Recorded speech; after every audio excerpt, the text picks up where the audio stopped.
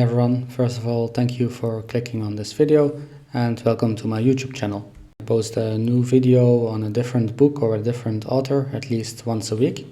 And I like to focus mostly on books that have a philosophical nature, and I like to see how the philosophies of these authors can be applied to our lives in this modern age and how they are still relevant today. In case you're interested in these topics as well, then please also subscribe to this YouTube channel. In this video I will be discussing Walden, which is a book written by Henry David Thoreau, and this book has been a major influence in my own life as well. I believe that Thoreau was an incredibly interesting writer. In his book Walden, he wrote about the experiences he has acquired while living on his own in the woods for over 2 years with limited means. And in this book he wrote about his experiences during this time period, and he also shared his philosophical insights and why he disliked society and the materialism that has infected society throughout. And it's not really the easiest book to read. Unique philosophical insights, they are followed by instructions on how to grow beans, for example. And because Thoreau also focuses a lot on simplicity, and I believe that he can be related to Stoic philosophers, I also like to call him the Bean Stoic. Although the book might therefore be a bit complicated, I still think that it's more than worth it to read the entire book. And I think that this is the case because Thoreau's philosophy is more relevant than ever. So while our societies continue to develop, materialism also continues to spread, and Walden teaches us why we should not let ourselves be corrupted by materialism and society, and also how we can distance ourselves from the negative influences of both without having to move to a forest to grow beans. In this video I will list the 4 most important philosophical insights presented by Thoreau in his book Walden, and these insights, which Thoreau acquired while living in solitude in the woods, can also help us in improving our lives as well, and they did, at least for me. The first lesson that we can learn from Thoreau is that less is more. So Thoreau, he preferred to live with limited means, and he believed that the most important benefactors of society lived with limited means as well, such as Greek philosophers, for example. Thoreau believed that less possessions would result in more peace of mind. As such, he wrote, "When the furniture of my mind was all undusted still, and I threw them out the window in disgust, how then could I have a furnished house?" Thoreau believed that most members of modern society are slaves to the fashions promoted by the rich. He believed that the luxurious create a norm for living that the rest of society eagerly tries to copy at the cost of accumulating this dust within their minds. He wrote, "It is the luxurious and dissipated who set the fashions which the herd so diligently follow." In this sense, it can be argued that the herd are slaves to the objects that they aim to acquire, be it fame, fortune, or power. And Thoreau argued that in the past, men used objects to make their lives easier, and in our modern age, according to Thoreau, men have become slaves to their own possessions. For he wrote, "But lo, men have become the tools of their tools.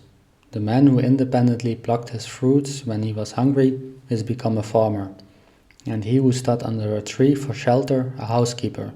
We now no longer camp as for a night, but have settled down on earth and forgotten heaven." Moreover, men, they do not even want to accumulate these possessions because they really want them or because they will make them happy. Instead, Thoreau believed that men want to acquire them in order to follow the fashions set by the luxurious. And most will sadly not succeed in these endeavors and are therefore doomed to unhappiness. And as such, according to Thoreau, we should, whenever we want something, carefully consider why we want it. Do we want it because we believe it will truly make us happy, or do we want it just so that we can follow the fashions set by the luxurious? The second lesson that we can learn from Thoreau is that we should carve our own atmosphere.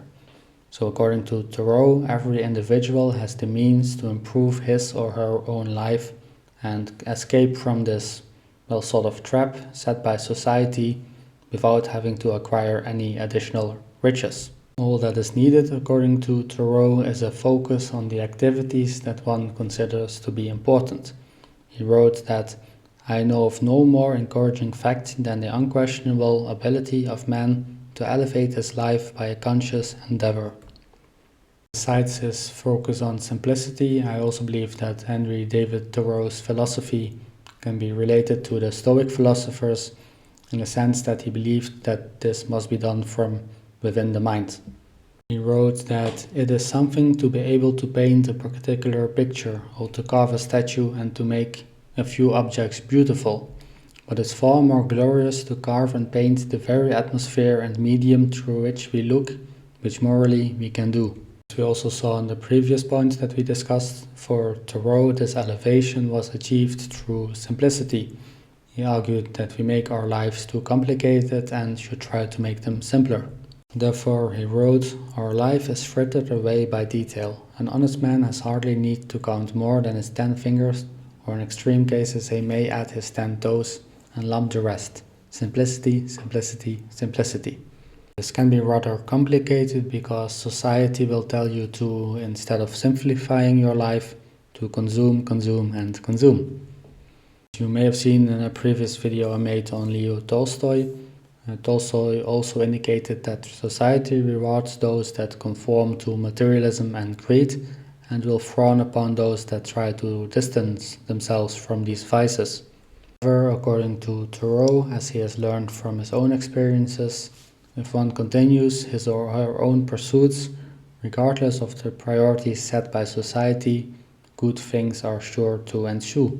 He wrote, "I learned this at least by my experiment, that if one advances confidently in the direction of his dreams and endeavors to live the life which he has imagined, he will meet with a success unexpected in common hours." That brings us to the third lesson that we can learn from Thoreau, which is that we should explore more. So Thoreau believed that one of the best ways to improve one's life, besides simplicity and a deep focus on one's own priorities, is through adventure. Thoreau believed that most men spend their lives like slaves to the useless pursuits of society.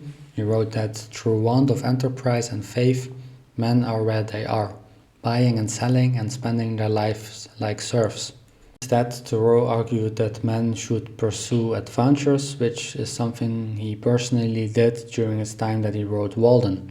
He wrote that men come tamely home at night only from the next field or street, which their household echoes and haunt, and their life pines because it breathes its own air over again. Their shadows, morning and evening, reach farther than their daily steps. We should come home from far, from adventures and perils and discoveries every day, with new experience and character. And Thoreau believed that one could achieve this by treating oneself with ever-increasing respect and practicing a certain kind of moderation. He wrote that, "A voice said to him, 'Why do you stay here and live this mean, moiling life, when a glorious existence is possible for you? Those same stars twinkle over other fields than these. But how to come out of this condition and actually migrate thither?' All that he could think of was to practice some new austerity, to let his mind descend into his body and redeem it, and treat himself with ever-increasing respect." I believe that this relates nicely to the last lesson that we will discuss in this video, which is that we should live our lives fully. I believe that one should live one's life fully regardless of the condition one is in.